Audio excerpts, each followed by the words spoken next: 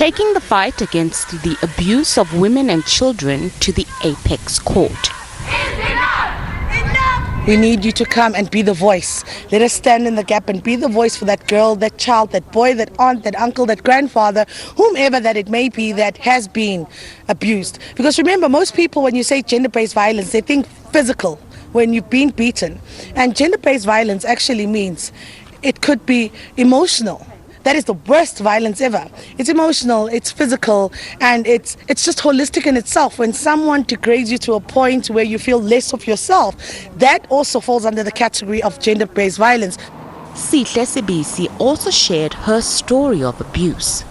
I was victimized, abused at the hands of churches, at the hands of pastors for about 10 years of my life. I mean, I was given to the church at the age of 16, and I'm 35 years old now, so 20 years later I was able to actually stand up and speak out and say, this is what happened to me. For these young people, enough is enough.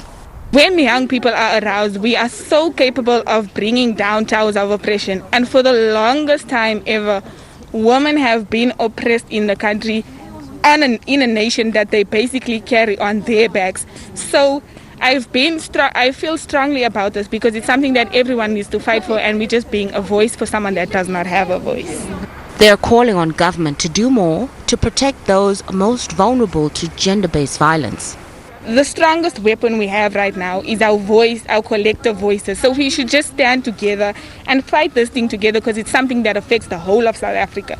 So I feel like Ubuntu, let's all just come together, men, women, everyone, and fight this pandemic. This year's 16 Days of Activism campaign comes against the backdrop of increased crimes against women and children and reports of domestic abuse, as many women were forced to stay at home with their abusers during the COVID lockdown period. Nozintombi Mia, SABC News, Johannesburg.